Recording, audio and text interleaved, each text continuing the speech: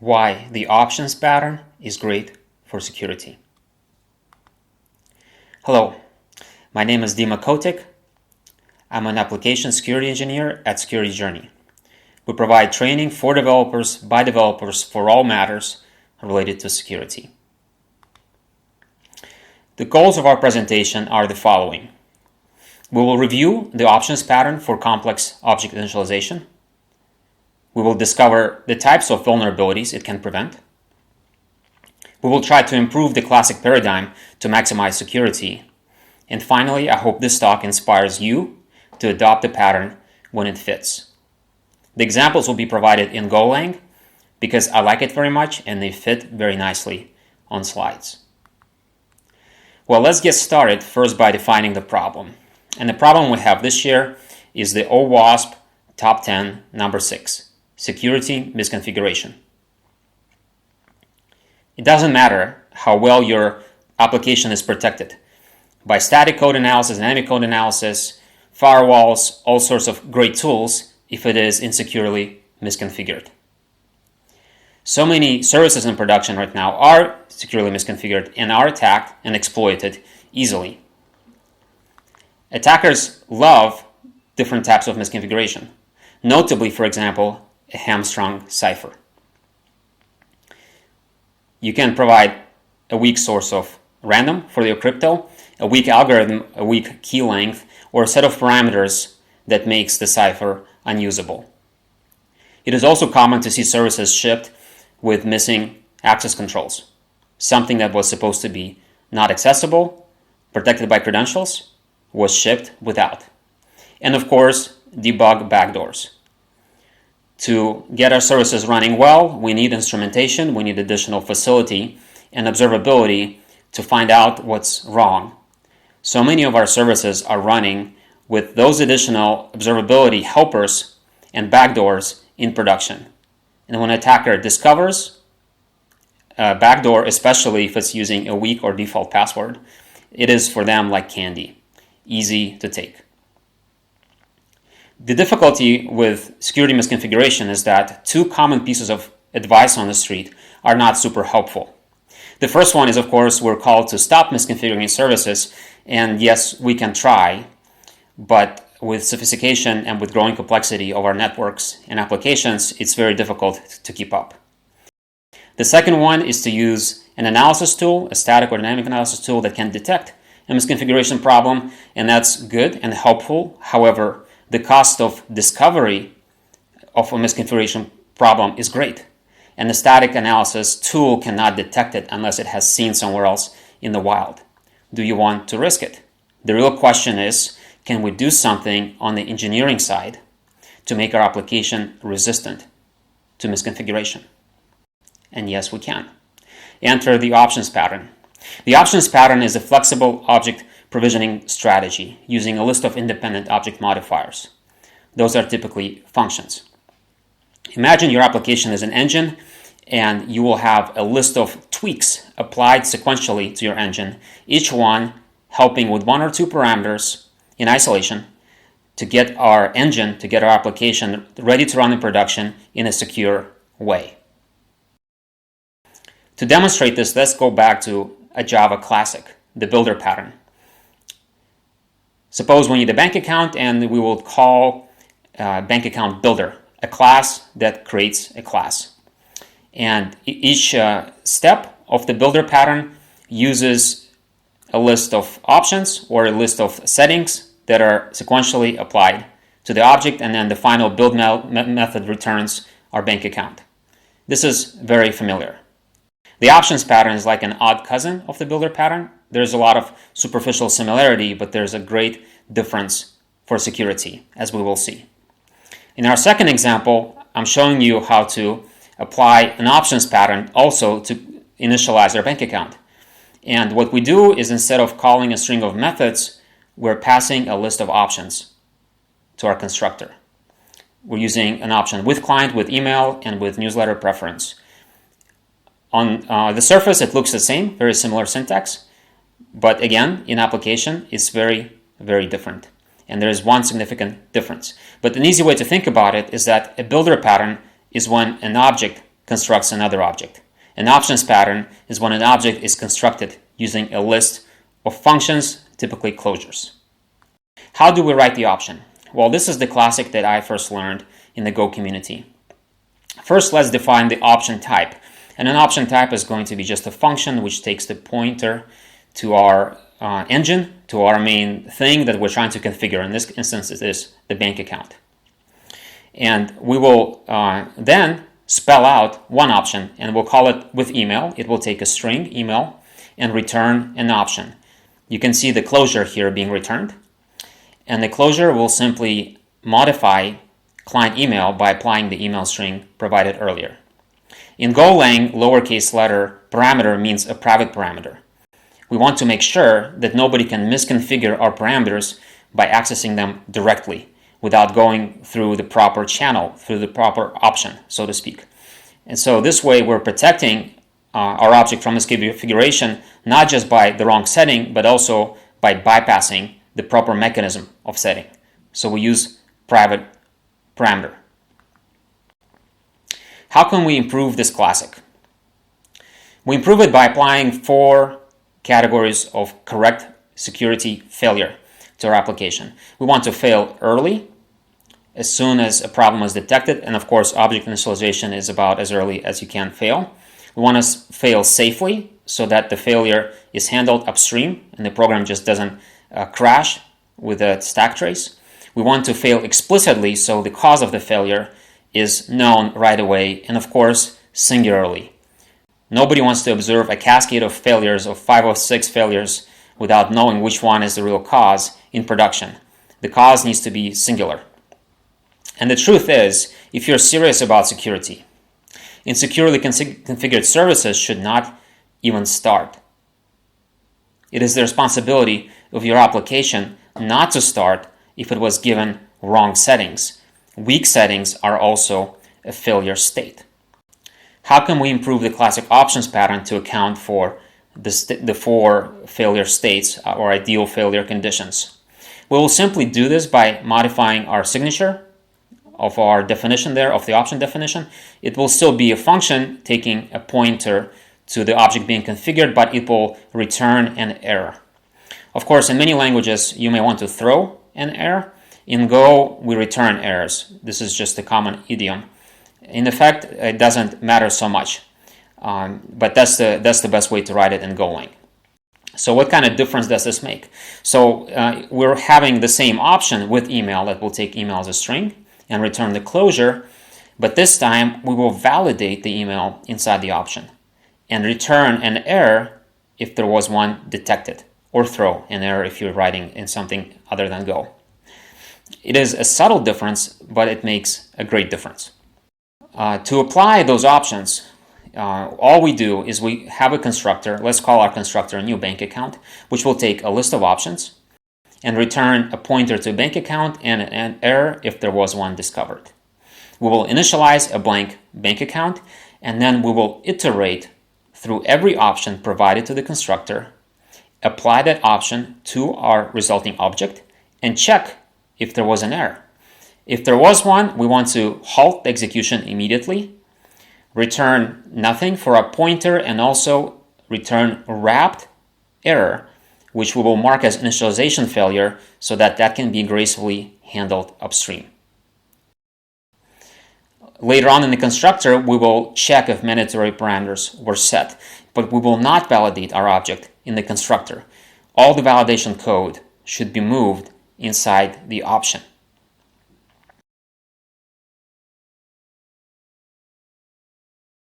How does this help us? What is the outcome? The option pattern helps us prevent 3 categories of problems. The first one is invalid or insecure state. If something is missing, something is null or improperly configured, is missing a port or an address, or some kind of critical setting, we want to detect that at initialization. Second, we want to detect failures originating in parameters. Sophisticated objects can take behaviors for parameters. Do you know how those parameters providing behavior were configured? Who configured them? What config was used? Are they actually working? The option pattern allows you to examine a sophisticated parameter that has behavior or passes behavior to your object to make sure that it actually is fully functioning like it's supposed to and it is properly initialized. And finally, conflicting parameters. It is very common for a security vulnerability to emerge not from one or two parameters, but from interactions between them. One parameter can undermine or make insecure another, or the combination of several can put your program into insecure state. The option pattern can help you detect those conditions and cancel the execution before everything gets out of control. Of course, I'm saying how great all of this is, but there needs to be some limits placed on when to use this. There are at least 3 usage criteria that you need to look for before you're using an options pattern. Typically, you will use it only one time per package, and the package has to be sufficiently sophisticated to warrant this additional work. 3 things to look for. First is flexible behavior. Does your initialized object change its behavior based on settings given to it? For example, are you using providers, drivers, caches, a networking layer of some sort, or a protocol? If you're taking those as parameters, an options pattern can really help you validate them.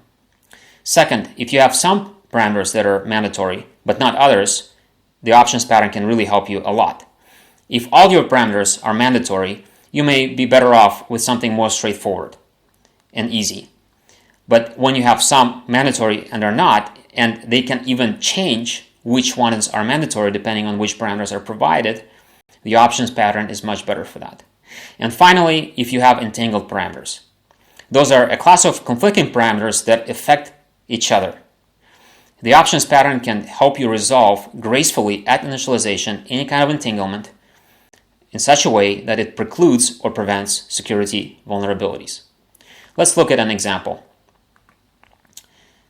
Suppose you have a hypothetical asset encoder that will take a stream of bytes and encode it, and we will use it in our IoT device, so it will be pretty straightforward and simple, and it will stream the encoded information out of the IoT device. And let's say we're writing an option, and we'll call our option with block size and memory limit. And we're putting size and limit as parameters of the same option. Why are we doing this? Because those two are related to each other. There are at least 3 conditions of entanglement that affect both of those. First of all, the limit has to be greater than 0 and greater than size. Second, the limit has to be a multiple of the size because we don't want to end up with a buffer that's overfilled or underfilled eventually when we get to the last block.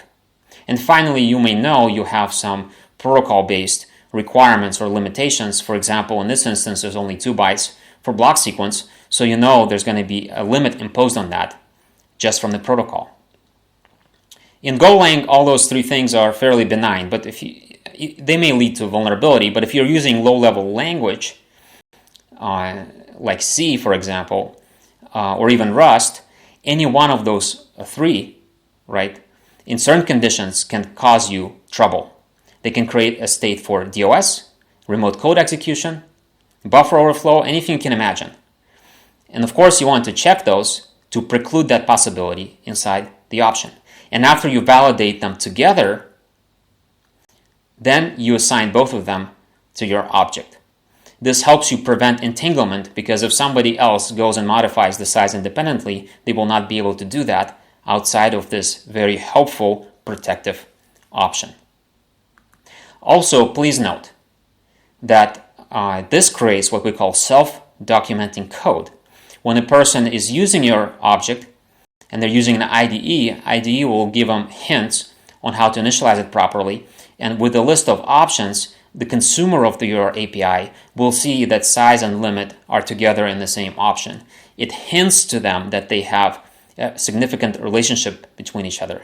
And it makes your initialization procedure even more secure because the person using it knows something is up. This is self-documenting code. We can keep going. There's another improvement to be made here, and it's called option grouping. Option grouping can allow you to use isolation, clarity, and safety by combining options together. How does this work? Well, let's write a little helping function we'll call it our little helper with options, that will take a list of options and sequentially apply them to the pointer of our main object and return an error if there is one. We have already written something like this in the constructor, so why are we pulling this out into a separate routine? Good question. We'll look at it in a second. But first of all, note that we will change our constructor and replace that whole loop that was iterating through options with our little helper, and again, we'll wrap the resulting error as initialization failure. What does this helper allow us to do? We can set up option sets. We will unleash our little helper by designing default options. How convenient is it to have your object configured securely by default, but also make it easy for the consumer of the API to click on just one routine and without having to parse through many setters and getters and factory functions, know exactly how it's supposed to be used with a list of all the modifications that are secure by default, and also know which ones they may want to change. This makes it for a very lean and easy to use API. Another way to set up a set of options is to use an option set called with debug option. With debug options, we'll take a list of options and present them together as a set. Well, in that list, you could use unsafe private options. Why private? Because, for example, like a debug backdoor is not something we will ever want to see in production, or someone use carelessly or flaunt without careful consideration, and by accident include it in our object and ship it. By bundling unsafe private options together in an option set, we make it very clear and exact that those types of vulnerabilities will not end up, or those types of dangerous or weak options will not end up where they're not supposed to, because a person will have to either use that entire set or refuse that entire set. And they can see right away from object initialization which set is being used. And of course, since you're writing an option set just for debugging, why don't you just check right away that your instance is not running in production? Because if it is, you guessed it, you need to raise an exception and halt the execution. Finally, you can use option sets for visual grouping. Sometimes you don't have entangled parameters, but for clarity, you want to have on the same line 3 related things and comment on them together. You can group and nest by using our little helper as much as you want to your heart's content. In the end, it will not make a difference for initialization, but it will provide you a convenient and well-documented way to present the way you're using your object to your team. Let's put all of this together and look at a few examples which are a little bit more complicated. So suppose we're writing a hypothetical distributed secrets manager. Is that sophisticated enough? Oh, yes, it is. So we'll use a set of peers that we can pass, or even a peer discovery protocol. We can write an option for that and validate each one of the parameters being set. Of course, we'll use a caching layer because that's very good for performance. Redis is kind of a standard caching layer, and we'll have to write an adapter for our object, but we'll set it up as an option. We will also need a list of allowed ciphers if we want to do cryptography without relieving the keys. And we'll need for our secret manager rotation window and a max key lifetime. As you are drafting the options, you're realizing, okay, that those two, rotation window and max key lifetime, are pretzeled. They have a relationship between them. So let's think about this for a second. What can we do? Should we combine them into one option, like an example I showed earlier? Well, perhaps, but what if there are more options that come up later that can affect those two? Then there's another question. What if the cache layer was misconfigured? What will happen?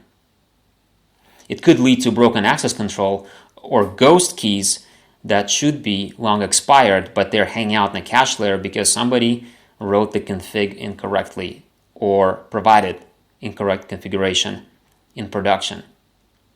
But also, the cache configuration needs to account for the rotation lifetimes as well. The max key lifetime cannot be greater than 5 times the rotation window, because then it defeats the whole purpose of key rotation. Those things all have to be accounted for, and we realize all of a sudden it's not just 2 things that are pretzeled, it's at least 3 things and maybe more. What's a good way to handle this with the option pattern? Well, instead of combining the two, rotation window and max key lifetime, let's take a hybrid approach and write an option called with synchronization strategy and provide a list of keyword settings to initialize our strategy. You can see there at number 1, we'll leave a comment because we expect perhaps that maybe more parameters will join the synchronization strategy later that we don't know yet. And second, of course, since we're using a structure with keywords to initialize those settings, we're in effect combining two different initialization approaches, options pattern plus keyword initialization. We can actually use that structure and share it internally between our different option sets. And we can use those parameters to present them to our caching layer to make sure that key expiration in cache matches the key lifetime provided for the rotation. This process makes our API hard to misuse. If it's well written, it will be impossible to misuse. Notice the pattern helps you think, the options pattern. Maybe we can write a book and call it Options Pattern Design. I'm just kidding. Let's look at some more examples. Suppose we're writing a hypothetical microservice, and let's write some options for that with host and port. Those two are related to each other, they're entangled.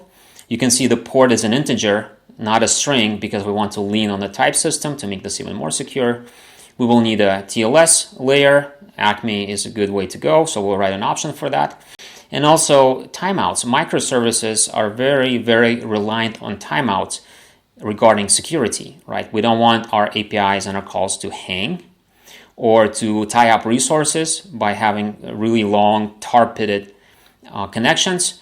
All sorts of things can go wrong. And here we will use a keyword setting in a structure by defining ingress, egress, and idle session timeouts that can be shared between both internal and external API calls to make our service stable and resilient against the DOS attack. Of course, we'll need a secrets manager because microservices need a rotating secrets manager, and we'll use a KMS adapter that we'll write later. Throttling strategy, that's a requirement. If our service does not throttle, it is very rickety and vulnerable. And let's take a strategy that will throttle by IP. You notice a behavior is being passed. Great for the options pattern. We'll have a retry strategy, another behavior, and we'll use immediate retry 2 times when a call fails or a connection fails. Of course, we'll need a state backend. Redis is great with an adapter, and of course, a logger.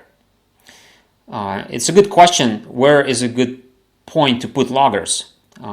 Sometimes you want to be tempted to put them everywhere, but they create side effects and they make things that are not so testable. It's an additional complication. But when you're using a sophisticated object that requires options pattern, typically you should have an option called with logger. And what you really want to do is write an interface so you can satisfy it with a logger of your choice or perhaps multiple loggers. That's a good way to go. Observability adds to security, and here is an option to do that. Let's look at another example. How about we write AWS Fargate containerized task launcher? So a task launcher, we will define tasks. Fargate is basically a layer over Kubernetes cluster. All sorts of fun comes with Kubernetes clusters and security, right? They're difficult to secure. So Fargate is already easier because it's an API written on top of it, so you don't have to worry nearly about as much for security. But still, there are things to check. The first thing, of course, is AWS configuration object, right? So we need to have a proper config that has all the right roles configured and access to the right access control points and the right APIs to launch our tasks. So we'll make an option for that and we'll validate configuration inside the option. Of course, the cluster name, because we don't want to just be launching containers all over the place. We want to restrict them to a certain cluster, so there's some control, singular point of control when we can turn off the whole cluster and shut the service if something goes wrong. We'll need a URL factory, right? Because eventually those containers will need to be accessed somehow, and the public IP will need to be converted to a link. Maybe we'll be passing a token of some sort as well for access management, and a URL factory method. A behavior is very a convenient way to do that. We're passing behavior using an options pattern. Next, Fargate takes subnet configuration and security group configuration. A security group in AWS is basically a firewall set of rules. And the way Fargate is set up is that it takes both subnets and security groups without differentiating between them. It doesn't care if they're private or public, but we care, right?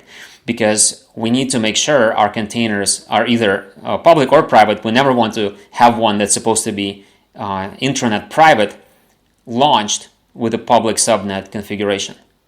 To preclude that, we can actually write an option that will differentiate and protect the Fargate API by checking our settings, so that when we provide the subnet ID, let's go ahead and just peek at that IP address of that subnet and see maybe if it starts from 10.0, right? Because that will indicate a private IP, most likely. That's just a simple check, but you can be more sophisticated than that. But the point being is that when a person configures your object, this will prevent them from publicly exposing the container when they did not intend to. Otherwise, you're just relying on that ID to be pointing to the correct subnet. A person chasing a deadline, will they present you the correct one? Yes, you guessed it. Very likely not. So have your option, check for it. Similarly, a security group ID option can access that security group and check the ingress and egress firewall rules to make sure that only certain types of traffic gets in and out of your container. And for each one of those options, you can also wrap them with additional functionality when you are presenting them to your Fargate containerized task launcher. This is called security built in, and even if the API itself did not account for those failure states, you're accounting for it in your implementation. Fargate API does not differentiate public and private networking dependencies, but we must. And the option pattern here will help us do that. Let's look at a hypothetical encrypted network tunnel. Those are fun to write. And we'll need to have it very flexible and configurable. And let's set it up with a certain packet size. A large packet size means greater efficiency for processing, but also greater latency. And who knows where this encrypted tunnel will be used. Will it be an IoT device? A backup server? Who knows? We want that to be configurable. And so we're going to make an option for that. Second, of course, if it's encrypted, it will need a key provider, and we'll need to write some adapters for different key providers that we're using. So there is a security built in, not just in initializing the key provider, but also validating that it's working correctly. We will also need a recovery fallback, right? What if our instance that's providing the network tunnel is rebooted? Our protocol could be stateless, like WireGuard, or maybe it's stateful. If it is stateful, we'll need a recovery strategy, and we could write a journal rollback strategy so that even if there is a reboot or some kind of a problem that shuts down the network tunnel, it can rebuild itself when it wakes up. A nonce factory is so important because nonces will have to be synchronized centrally if we're using multiple instances or if we're managing connections at scale. And there, of course, we can decide if we can use like a local nonce cache or a networked one, or even use something really fancy like etcd with Raft, a protocol for synchronization. Of course, we want to handle errors gratefully, and with error handler is a way to pass a closure to respond to an error. That's so convenient to have on just about any object. Sometimes you want to respond to a particular error state, but maybe you're just hunting for one type of error, or you're interested in a particular type of error. Pass an error handler. And by the way, nothing stops you from repeating the option multiple times. If you would like multiple error handlers, you can write it in such a way that they're appended to a list that will be iterated when an error does occur. And this will give you instrumentation for logging, for recovery, for alerts. And alerts are good for security. Well, there is an elephant in the room here that I did not even mention this whole time. Think back. What are we actually doing?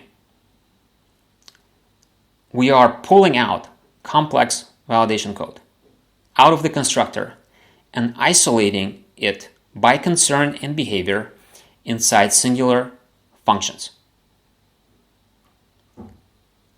The options pattern is the most testable initialization strategy you're ever going to get. Because you're isolating one or two parameters per function, you're already setting up code that's testable without having to go through multiple factories or multiple builders and validate each one. You are isolating concerns and make them easy to discover for bugs and to check for security by writing a battery of unit tests on each. This is a wonderful benefit of the options pattern, and of course we know that testability and security are closely related. The earlier you can test, the more thoroughly you can test, the more you can isolate, the better your security will be. And this will give you the advantage of writing your tests in such a way that you can handle high complexity with great security. OWASP top 10 number 6, security misconfiguration. Number 6, can we remove this vulnerability type from OWASP top 10? I believe we can. Use the options pattern. It is not the responsibility of the consumer to keep your app secure. It is your responsibility as a programmer to write your app secure. An insecure configuration is a failure state that needs to be detected and needs to be rejected early in the program execution, and then this will go away. Some key takeaways. If something can be misused, it will be misused. Be secure by default, and that means weakened services should not even start. In the cloud, in a sophisticated system, it's just a matter of time before somebody presents a wrong configuration or old configuration and the service falls over. Build the security into the program. Use the options pattern to detect the problem and fix it or prevent the program from running if there is one. Second, the options pattern guards against misconfiguration, invalid initialization states, and other vulnerabilities. Third, the options pattern is convenient for automated testing. I would contend it is the most convenient initialization strategy for automated testing. Testable code is reliable and secure. Use the options pattern. And fourth, I hope I'm able to inspire you to implement the options pattern in your next major version release to bolster security with a boost of code readability, reliability, and resilience. Your program, your API, your library will be easier to use, it will be fun to use, and secure to use if it has the options pattern at its top API interface. If you're interested in this subject, here are a few more resources to consider. First of all, there's a classic presentation by Dave Cheney on the options pattern, which is very excellent. There's an article, if you're more into reading, explained by Mark Sagi-Kazar. There's also a really good blog on how to apply the options pattern to database queries. It's a very interesting use case of a similar approach. And finally, there is a full example source code gist with comments of the options pattern as I presented it in this talk that you can access by that QR code. It's compilable, it will run, and it gives you an opportunity to study this in more detail. Thank you so much.